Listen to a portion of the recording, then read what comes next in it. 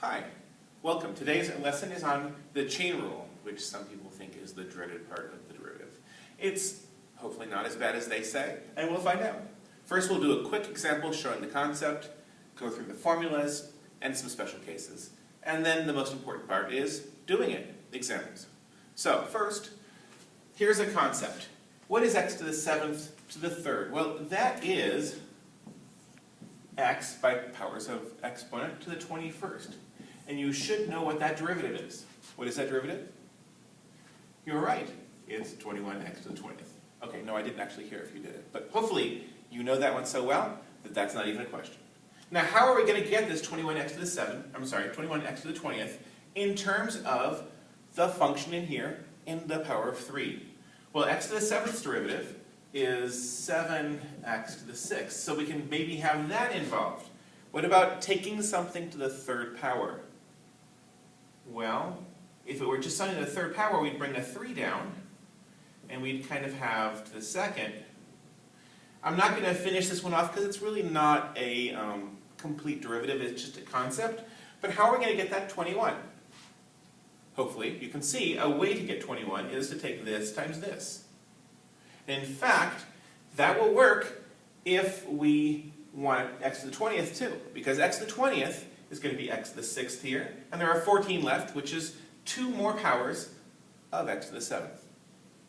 All of this leads together to show us that we need this bit in there, and we need this bit in there, and they need to be multiplied. So that's what the derivative rule is. The chain rule says the derivative of f of g, when it's a composition like that, is f prime's derivative at g times g prime. There's this piece, and there's this piece, and they're both necessary. And it's important to remember, this one's easy to do, this one's easy to forget. You don't want to forget it, you want to multiply it on. Now, there are some cases that we've used in the past, like power rule and exponential rule, that we can now generalize to a chain case. So if I have something to the nth power, and I take the derivative, I pull the n down, just like that, and then it's the something to the n minus 1. But just in this case also, we're going to multiply by the derivative of the thing inside. It's n something to the n minus 1 times the derivative. Likewise for the exponential rule. Remember the derivative of e to the x is just e to the x. So the derivative of e to the something or e to the stuff is going to be e to the stuff, but then times the derivative of the stuff. We take the regular derivative of the outside times the derivative of the inside. Let's take some examples. Here are 3 examples. Try them out. I'll give you a couple seconds. Okay, hopefully you were able to pause and finish these.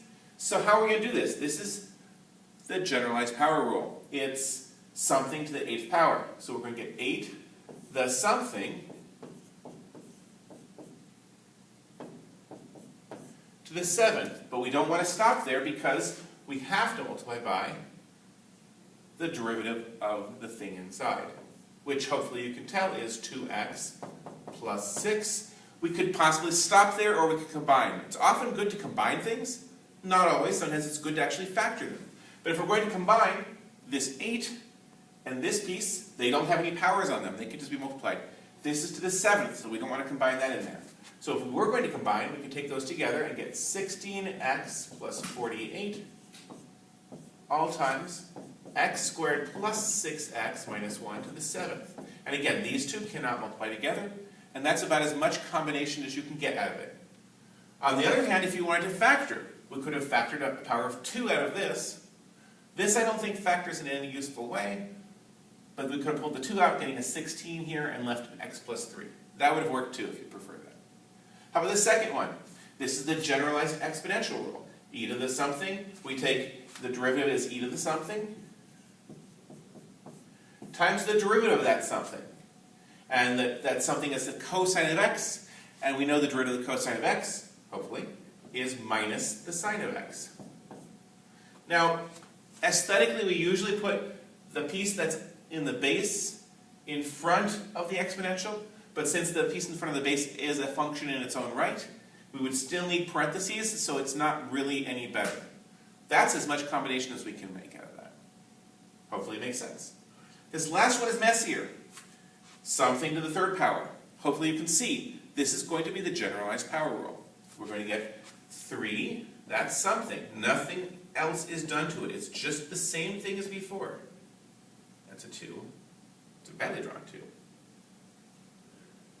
Minus 1 squared times, I'm not going to actually do it right away. I'm going to just write, this is times the derivative of the inside. Because that rule in itself is a little messy. Taking the derivative of this requires the quotient rule. If you remember the quotient rule, it's the derivative of the top times the bottom minus the derivative of the bottom times the top all over the bottom squared. And that's messy, so I'm going to write it out slowly. It's still 3 times this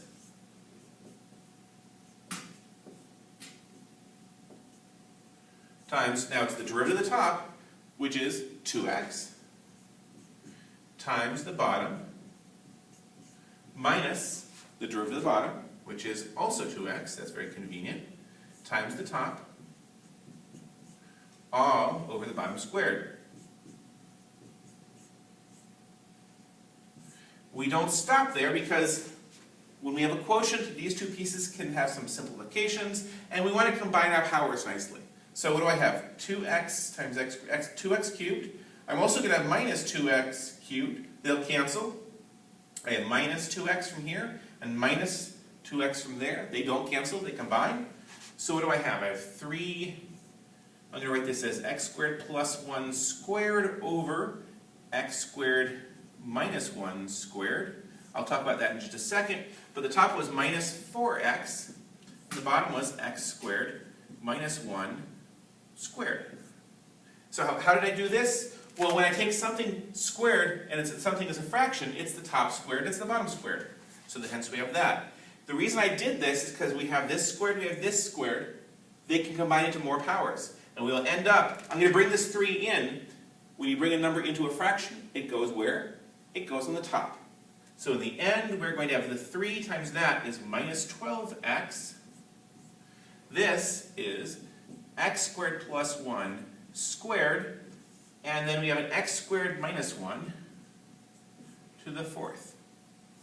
It's pretty messy, but hopefully it makes a fair amount of sense. Now, if you have one to work on this way, I really suggest you do the steps slowly. So like this step, so then you can concentrate on the quotient rule after you've got it done. Or realize you're going to take the derivative of the quotient first, and then you can plug it in. Don't just try to do everything all at once, because that's the easiest way to get lost. Do it piece by piece by piece, and you get a better chance of success. Now that that one's done, let's look at one more, finding a tangent line. Hopefully you can see this. I'll give you another 2 seconds. Hit the pause, start up again. And then, a special pause. The line tangent to here at x equals 1. How do we do that? A tangent line, you have to take a derivative. So the derivative here, this is a product. Now it's also a chain, which is outside, which is the first thing we do.